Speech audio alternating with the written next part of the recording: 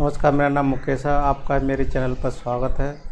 हमारी शिक्षण शास्त्र यानी पर्यावरण के शिक्षण शास्त्र की क्लास है, जिसमें मोस्ट इम्पोर्टेंट क्वेश्चनों को सॉल्व करेंगे। इससे पहले भी अपन बहुत सारी क्लासें बना चुके हैं, तो मैं आशा करता हूँ इस वीडियो को शुरू से लगाकर लास्ट तक देखिएगा। अपना टारगेट रहेगा 100 से ज़्यादा टेस्ट सीरीज एंड पर्यावरण शिक्षण शास्त्र की। तो आप देखिएगा, सीखने के मुख्य नियमों के अतिरिक्त गौण नियम भी होते हैं जो मुख्य नियमों को विस्तार देते हैं। वो क्या है? तो देखो, बहु प्रतिक्रिया नियम, प्रयत्न व भूल का नियम, प्रभाव का नियम, अभ्यास का नियम।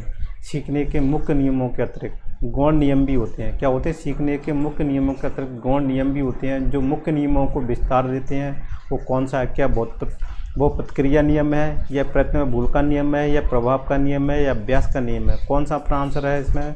देखो, अपना आंसर है इसमें सीखने के मुख्य नियमों के अतिरिक्त गौण नियम भी होते हैं जो मुख्य नियमों को विस्तार देते हैं। वह बहु प्रतिक्रिया का नियम। अगला क्वेश्चन है, सीखना व्यवहार के परिणाम स्वरूप व्यवहार में कोई परिवर्तन है, ये कथन किसका है? सीखना व्यवहार के परिणाम स्वरूप व्यवहार में परिवर्तन है, ये कथन किसका है?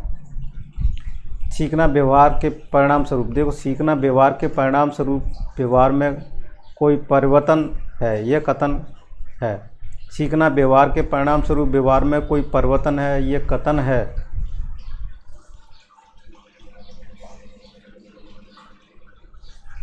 वुडवर्थ का है, स्किनर का है, मॉर्गन का है, गिलफोर्ड का है?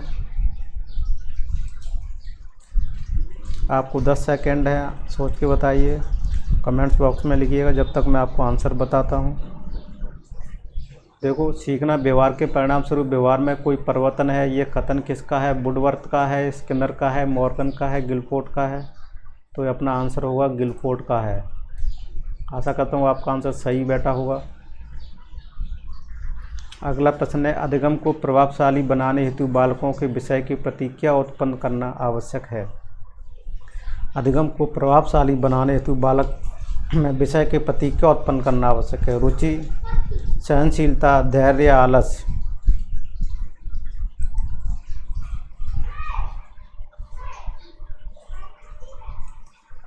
अधिगम को प्रभावशाली बनाने हेतु बालकों में विषय के प्रति क्या उत्पन्न करना आवश्यक है? रुचि या सहनशीलता, धैर्य या आलस? आलस तो होगा ही नहीं। तो देखो, अधिगम को प्रभावी बनाने हेतु बालकों में विषय के प्रति क्या उत्पन्न करनी चाहिए? रुचि। अगर रुचि होगी तो वो बालकों के विषय के प्रति लगाव होगा, अच्छी तरह से पढ़ पाएगा। तो अपने क्या है, अधिगम को अच्छी तरह से प्रभावशाली बनाने हेतु बालकों में विषय के प्रति क्या करना चाहिए? रुचि करना चाहिए, रुचि उत्पन्न करना चाहिए उस विषय के प्रति। ठीक है, तो अपना ये आंसर होगा। अब देखो, पर्यावरण विज्ञान की पाठ्य पुस्तक में विषय वस्तु को विकसित करना चाहिए। पर्यावरण विज्ञान की पाठ्य पुस्तक में विषय वस्तु को विकसित करना चाहिए। पर्यावरण विज्ञान की पाठ्य पुस्तक में विषय वस्तु को विकसित करना चाहिए तार्किक क्रम में, अभ्यास के क्रम में, या समस्यात्मक क्रम में, या उपरोक्त सभी?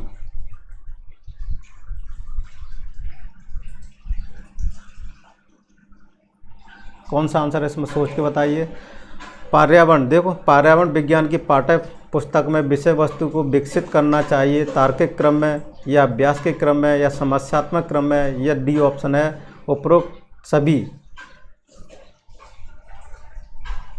10 सेकंड का समय है आपको।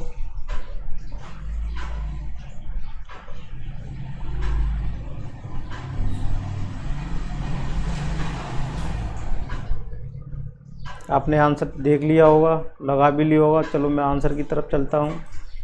पर्यावरण विज्ञान की पाठ्य पुस्तक में विषय वस्तु को विकसित करना चाहिए तार्किक क्रम में। किसमें? तार्किक क्रम में। अगला प्रश्न है, विज्ञान किट का अर्थ है? क्या अर्थ है? उपकरण युक्त बॉक्स है, या कीट संग्रह व परीक्षण है, या कीट पकड़ने की जाली है, या एक प्रकार का उपकरण है? तो देखो, विज्ञान किट का क्या अर्थ है इसमें? देखो, आंसर बताओ। कीट संग्रह का परीक्षण ये तो नहीं है। विज्ञान किट होते हैं उपकरण युक्त बॉक्स, जिसमें बहुत सारे उपकरण रहते हैं। वो एक बॉक्स होता है जिसमें बहुत सारे उपकरण रखे रहते हैं, उसको क्या बोलते हैं? वैज्ञानिक किट। वैज्ञानिक किट को बोलते हैं विज्ञान से संबंधित जितने सारे उपकरण उसमें बॉक्स में होते हैं, इसलिए उपकरण युक्त बॉक्स विज्ञान किट का अर्थ है उपकरण युक्त बॉक्स। अगला प्रश्न है, शिक्षण से व्यवहार परिवर्तन होता है? शिक्षण से व्यवहार परिवर्तन कौन सा होता है? ज्ञानात्मक होता है, क्रियात्मक होता है, भावात्मक होता है, या ये सभी होता है? तो देखो, शिक्षण के से व्यवहार में परिवर्तन होता है, ज्ञानात्मक परिवर्तन भी होता है, क्रियात्मक परिवर्तन भी होता है, भावात्मक परिवर्तन भी होता है। तो अपना आंसर कौन सा हो जाएगा? उपरोक्त ये सभी। अगला प्रश्न है, विज्ञान संग्रहालय के उपयोग से बालकों में विकसित होती है, क्या होती है? तर्क शक्ति विकसित होती है, निरीक्षण शक्ति होती है, चिंतन शक्ति या स्मरण शक्ति? विज्ञान संग्रहालय के उपयोग से बालकों में विकसित होती है, क्या होती है? विज्ञान संग्रहालय के उपयोग से बालकों में विकसित होती है, क्या विकसित होती है? क्या विज्ञान संग्रहालय के उपयोग से बालकों में क्या विकसित होती है? तर्क शक्ति या निरीक्षण शक्ति, चिंतन शक्ति, स्मरण शक्ति? तो देखो, निरीक्षण, विज्ञान संग्रहालय में क्या होती है? निरीक्षण शक्ति के उपयोग से बालकों में क्या होती है? बालकों में विकसित होती है। अब देखो, अगला प्रश्न है अपना 28 वाला, गेस्टाल्टवादियों ने अधिगम का कौन सा सिद्धांत दिया? गेस्टाल्टवादियों ने अधिगम का कौन सा सिद्धांत दिया? साहचर्य का सिद्धांत दिया, सूझ द्वारा सीखना दिया, या छेद सिद्धांत दिया, या प्रयत्न व भूल का सिद्धांत दिया? तो किसने दिया? गेस्टाल्टवादियों ने अधिगम का कौन सा सिद्धांत दिया? आप सोचो, 10 सेकंड का समय है, फिर मैं आपको आंसर की तरफ ले। क्या गेस्टाल्टवादियों ने अधिगम का कौन सा सिद्धांत दिया? साहचर्य का सिद्धांत दिया, या सूझ द्वारा सीखना सिद्धांत दिया, छेद सिद्धांत दिया, या प्रयत्न व भूल का सिद्धांत दिया? तो देखो, अपना आंसर होगा सूझ द्वारा सीखना। गेस्टाल्टवादियों ने अधिगम का कौन सा सिद्धांत दिया? सूझ द्वारा सीखना। अगला प्रश्न है, अधिगम सिद्धांत में किस मनोवैज्ञानिक ने पुनर्वलन पर सबसे पहले बल दिया? अधिगम सिद्धांत में किस मनोवैज्ञानिक ने पुनर्वलन पर सबसे पहले बल दिया? अधिगम सिद्धांत में किस मनोवैज्ञानिक ने पुनर्वलन पर सबसे पहले बल दिया? कौन सा ऑप्शन होगा इसमें? लेविन ने, या स्किनर ने, या हल ने, या कॉलर ने? कौन सा ऑप्शन है इसमें सही है? तो देखो, इसमें अपना सही ऑप्शन है। 10 सेकंड का समय दे रहा हूँ, आप ऑप्शन दीजिए और कमेंट बॉक्स में लिखिए, मैं आंसर की तरफ जा रहा हूँ।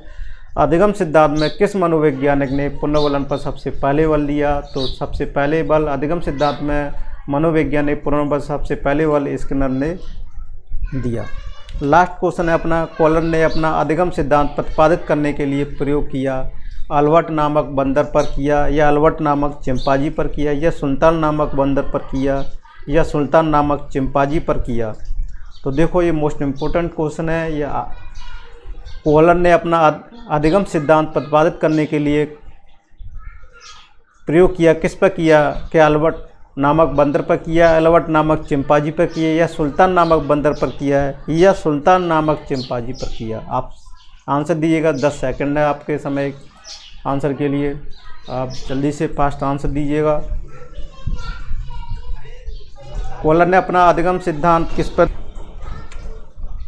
तो देखो, मैं अब आंसर की तरफ चल रहा हूँ। कॉलर ने अपना अधिगम सिद्धांत प्रतिपादन करने के लिए प्रयोग किया, किस पर प्रयोग किया? सुल्तान नामक चिंपांजी पर प्रयोग किया। किस पर किया? सुल्तान नामक चिंपांजी पर प्रयोग किया। ये अपने 10 क्वेश्चन इसमें हो गए। मैं आशा करता हूँ आपको वीडियो कैसा लगा। अगर आपको वीडियो अच्छा लगा तो कृपया करके इस वीडियो को लाइक, सब्सक्राइब करना ना भूलिएगा और शेयर करना ना भूलिएगा। Thank you for watching this video.